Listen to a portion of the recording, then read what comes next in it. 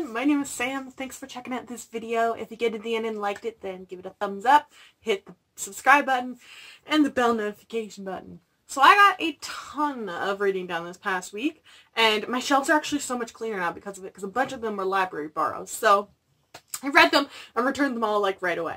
So these are the books that I read this week. So first off, I read The Things She's Seen, and this was a wonderful surprise read for me. I didn't necessarily think it was bad. It was just blurbed at a work conference session, and I wasn't sure how heavy it was going to be because the main character, it centers a lot around Indigenous people. It's set in Australia, and as I've said before on this channel, Canada and Australia did very similar and very disgusting things to the local Indigenous peoples when they started colonizing and setting up their countries. So I was hesitant about this, and it had been mentioned to me that it does kind of talk about Indigenous women going missing and a lot of the issues attached to racism, whether that's like upfront or hidden. And for example, in Canada, we have the Trail of Tears, which is this highway where it's notorious that Indigenous women go missing on. And it's called different things in many different places, but a lot of places have those same issues. So I was hesitant going into it, but I will absolutely say this book was like less than 200 pages, and it talks from the main point of a girl who has died, and her father is the local like police detective, and he's trying to get back into work after her passing, and she's in this in-between world, a ghost, and she can communicate to her father, and he goes on this new case in this new community where she helped him, and it's this whole process of them both grieving and learning to live with each other and forgive each other for whatever happened in their lives. And it sounds very kind of dark and depressing, but it actually really wasn't. Especially considering some of the books that I've had to read, or just articles that I've read, or training that I've done. Like, this stuff can get really heavy and difficult to listen to. But the book brings up a lot of things, especially like institutional racism, and especially in small towns where, you know, based on population-wise, people shouldn't be going missing as often as they should be, but because it's an Indigenous community, it's always Indigenous people going missing, and then the police don't care. And that's, again, something that very much transfers over here into Canada, that we don't even know how many people are under this missing and murdered Indigenous women and two-spirited people, because a lot of those communities don't even bother reporting things to the police anymore because they have bad relationships, or the police just have this, well, they've run away before, so, you know, they just ran away, it's not our problem anymore mentality about it. Some of them are changing, but it's going to take forever to fix those relationships. So the number is just astronomical. So I feel like this did a good job of bringing up a lot of these things, not pushing it away, but also giving these characters that were honestly really enjoyable characters their own sort of plot. It's not really dark and depressing. It was more just interesting, and I think it could be a helpful tool for people who aren't aware of a lot of things affecting Indigenous peoples to maybe read and start comprehending things that they deal with in their life without it being super, super graphic and violent and gruesome. So in the end, I thought the story itself was actually really, really interesting. I also liked that it incorporated a lot of Indigenous cultural aspects. The authors are actually, it specifies, I don't know how to pronounce the community that they're from, but it specifies in the author's note. So they are local Australian Indigenous people, so there's own voices as well, which is fantastic. And I would really recommend this book. It wasn't as dark as I was expecting it to be, but it was an enjoyable read for sure. Then I read Ronit and Jamil, and this was, I had such high hopes for this book. It is a Romeo and Juliet sort of retelling in present-day Israel area, with all of the conflicts going on between Israel and Palestine, and one is Israeli, and one is, you know, they're on opposite sides of the wall. And it's, again, less than like 200 pages. It's in verse as well, so it's a very quick read. I have a hard time with this book. There are some absolutely beautiful lines written in that, but the compilation itself of the whole story was very clunky, and seemed very rushed. They also needed to do a better job of clarifying who is speaking at certain points, because I listened along to an audiobook when they have a narrator for the girl and a narrator for the boy, so you can tell, but if that hadn't been there, I don't know that I would have been able to differentiate them at certain parts. I also wish it would have done a more thorough job of going into what the conflict is. It did a very, like, glancing over, like, oh, okay, they kind of have this, and, like, the millennials are the future, and maybe they can fix it mentality, but it didn't really explain much. It was also, like, kind of a weird to pick a Shakespearean tragedy and something like Israel-Palestine and then go a different way with the ending. It was just a little weird overall. So I think in the end I gave this a 3 out of 5 stars, but I feel like that's a little bit on the higher end.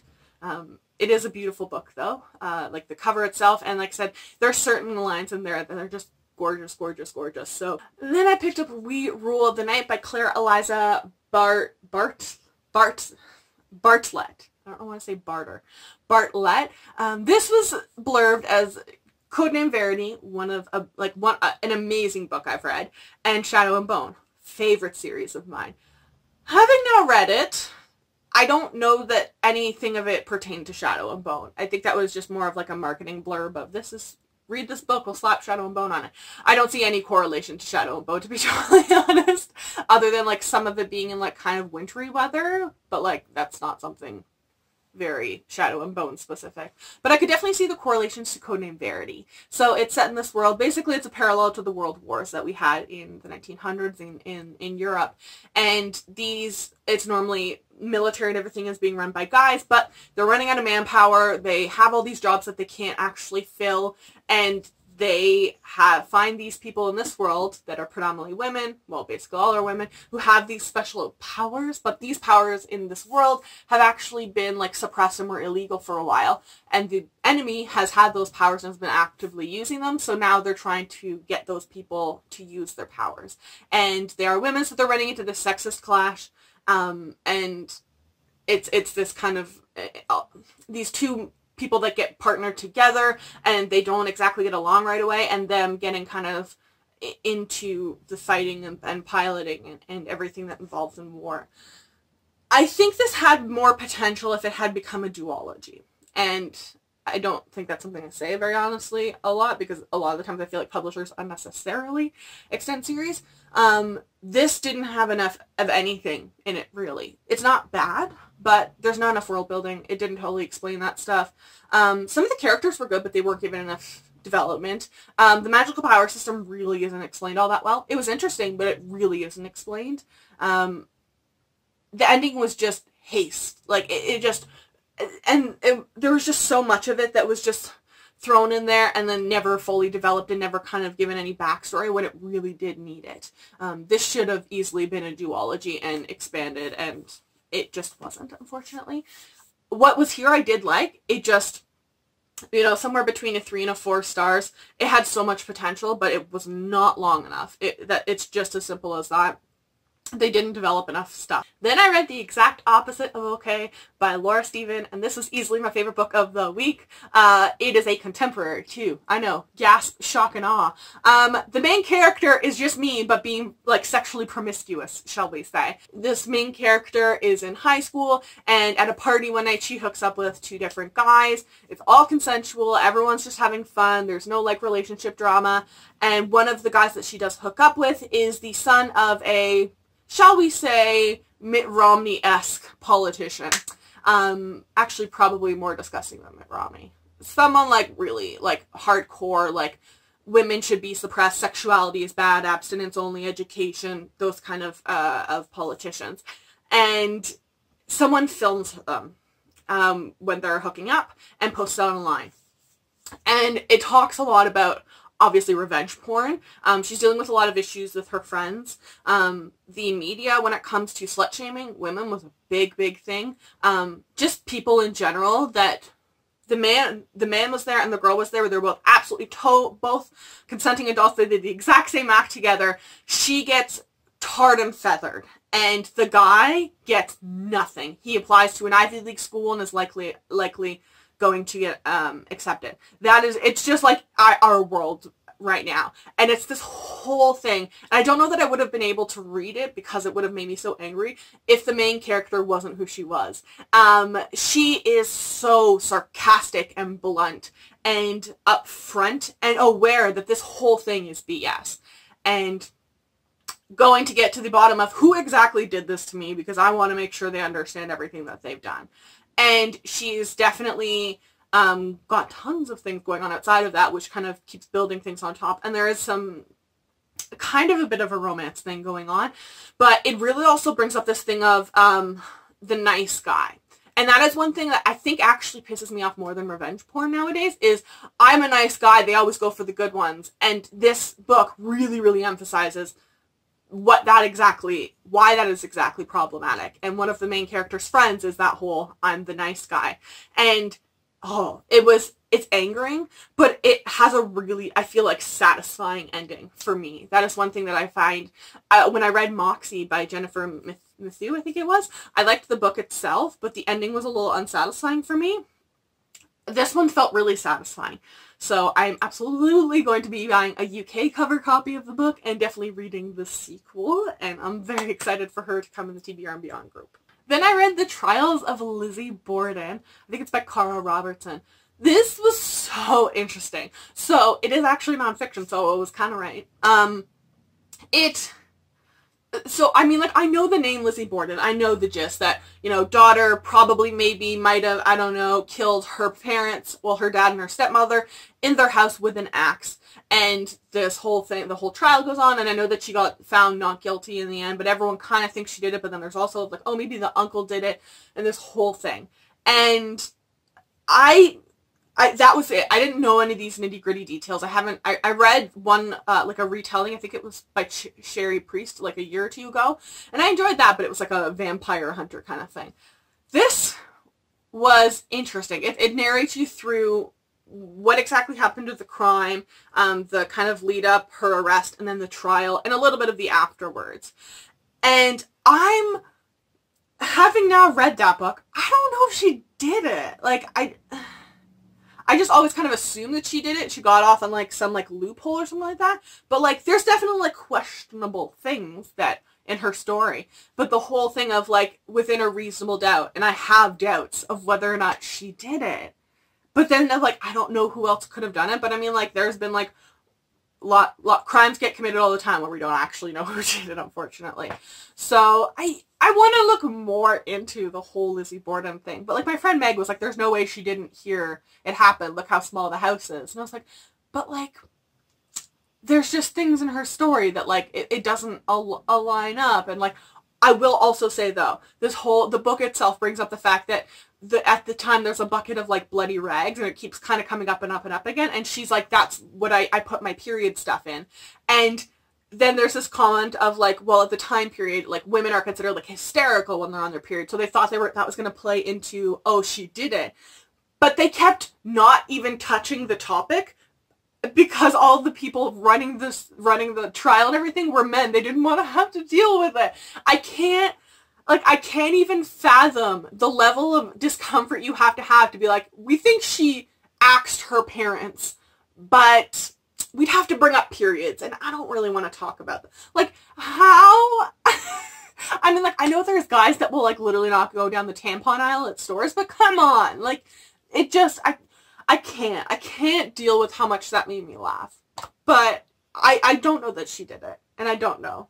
And I want to read more and watch some documentaries and stuff about it for sure. Then I read To Best the Boys by Mary Weber. This was a wonderful surprise read, actually, for me. I've read her Sophie Snow book before in the past. Unfortunately, I wasn't a particular fan of that book, but this one was actually a pleasant surprise. I was kind of nervous because, again, it's a small book and it's a standalone as well.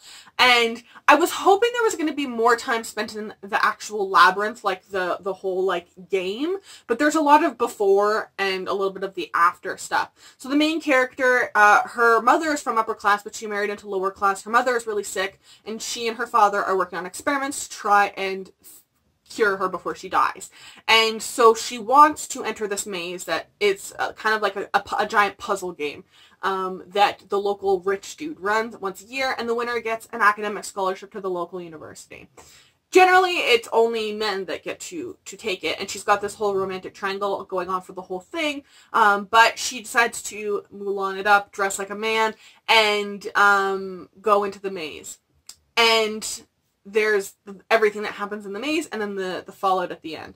I wish like I said, there would have been more time in the Labyrinth puzzle. That part felt really, really rushed, weirdly enough, even though that's kind of what the whole cover emphasizes and just the summary itself. I love that we got a girl in STEM. I love how smart she is, though. And even though there is some romance, and I did like the romance, it definitely doesn't take a main focus. She's still, you know, she's still trying to find a cure for her mom. She still wants to go against the patriarchy and go get an education. She still wants to work in sciences, and I really, really enjoyed this book, actually. I will also say it emphasizes at the end in the author's note, this book has representation for dyslexia, autism, and Down syndrome, and the author herself doesn't identify with any of those, but her friends and family do, so she did consult them and let them kind of control the character, so it should be authentic. And I like that representation was there, because I don't think any of those are all that commonly used. Dyslexia off and on in fantasies, but definitely not autism, Down syndrome. Then I read A Labyrinth of Scions and Sorcery by Curtis Craddock. That's the sequel to An Alchemy of Masks and Mirrors, and it picks up exactly where book 1 left off. I don't want to say anything because then it'll spoil book 1, but we're in this whole new world, in this political system structure, everything that was set up in the first book. I liked both of these books, honestly. I think I liked book 1 a little bit more. It just has a little bit more of that whimsical element because we're learning more about the world and everything, and the characters being developed. And I think the characters are more, like, established in this book and, like, okay, well, we know who they are. And then we kind of spotlight Jean-Claude and learn more about his background. Because in the first book, we just know that he's this father figure who stepped in when her father Isabel's father is, shall we say, absent and kind of crazy. So we learn more about his backstory and kind of everything that he ran away from, but also kind of potentially gave up, which was really, really interesting. Again, this whole book, like, there's this hint of, like, underlining, like, maybe potential romance, but it in no way affects Isabel's plot. I freaking love this book series for that reason. Like, I wish more books had, like, focused and gave this sort of balance between when there's females with potential romances, and she sticks to her guns non-stop. She's such a good moral person, and she's willing to, like, get in trouble when she knows that what she's doing is actually for the betterment of people, when she's aware of, okay, this structure set up is not okay, it's going after me, it's going after these people, and it is, let's be real, racist. So I love all of that kind of unpacking in this book. So it is, I think, a bit different in what is written and focused on than book 1, but I think if you liked book 1, like the world and the characters, this is still really going to appeal to you. So I absolutely loved this, and I'm still waiting for it to go on sale so I can afford to buy it, because $36 is a lot. So yeah, and I can't wait for the third book to come out whenever it does come out. I think it's May 2020 is the date on Goodreads, so hopefully we stick to that. And I think that's the last book in the trilogy. Then I read Ghostly Echoes by William Ritter. This is a reread for me. It's the third book in the Jacoby series. I still think it's my favorite. This and The Dire King, which I'm surprised because I feel like series tend to, like, kind of start declining as the books go on. But the Jacoby series, like, it gets better with each book. And we learn so much more about Jenny, our ghost, our resident ghost, and this whole, like, science that New Fiddledom had in the past, and, like, everything that it resulted from it that they've been kind of trying to cover up. And Jacoby is just so weird and wonderful, and, like, this, just the whole crew is awesome. And then the vampire guy makes an appearance. It's fantastic. It's so good. I love this book so much. So much. And yeah. I read Oddmire, also by William Ritter. Or, I guess, sorry, it's called Changeling. I keep mixing it up. So the series is called The Oddmire. The book itself is called Changeling. And this is his new middle grade series that I risked the cost. $25 Canadian for a middle grade is absolutely freaking outrageous. Especially when it's, like, the cover's nice, but there's no special, like any, like, coloring or any of that stuff throughout to, like, justify that cost. So whoever the publisher is that set that price, it says A on here. What's the actual publisher? Algonquin Young Readers, Book Hill Chapel. Yeah, whoever you are, calm yourselves, because there's going to be fewer people buying this book because of that price point. That's outrageous for a middle grade book. Like, I have a hard time justifying middle grades that are $21. Like, you have to be like a Rick Riordan, I'm dead without this book sort of book, and it just so happens William Ritter is one of my instant buy authors, but like he's new to the middle grade like thing. This is his middle grade debut, so I don't know why they thought $25 was a good price point in Canada, but no, that's just ridiculous. It's it's dramatically overpriced. I honest to God wouldn't really recommend picking it up for that price point unless you love the Jacoby series. And even then, wait for it to go on sale, man. That's outrageous of a price point. $25 Canadian for a middle grade. Like, come on, guys. Like, this follows these adorable twin brothers, shall we say, and their single mother. So it all starts off when one of the goblins in the geographic area is supposed to go make a swap of the newborn with the changeling child. And there's all these like fairy tales and folklores all over the world with the reasonings for that. And he puts them down and then like gets distracted and then doesn't remember which one is the changeling and which one is the one he's supposed to take. So he leaves them there to figure it out, and then it's like 11 years or 12 years later and they've grown up as twins. And it's this whole thing of they have to get back to the goblin era, or there's going to be like essentially things are going to get wiped out at this point if they don't get their kind of child back at the goblin horde. And they're trying to figure out who is the goblin, and they're twin brothers, so they're attached to each other. And their mother, it's as if Molly Weasley was a single mother. I don't know what happened to Arthur. We'll just pretend, I don't know. Just take Molly Weasley, and then she is the single mother of Fred and George, and they're 12. And it's this whole, like, she's such a good mother, but she's so like, those are my kids, I love them both. I know, she knows that one of them's a changeling. She doesn't suddenly forget that she only gave birth to one instead of two. But she's like, you're both my children. I love you both. We're going to make sure you're safe. And she goes on this adventure to make sure that they're safe. I freaking love the characters in this. It's so, so, so good. It's the highlight of the whole thing. And just the morals overall, and I feel like a lot of books use single parents, but the parents never generally play much of a role. They're just like, oh, like, I love my child, let's save them. And then at the end, they're like, oh, thank God my child is saved.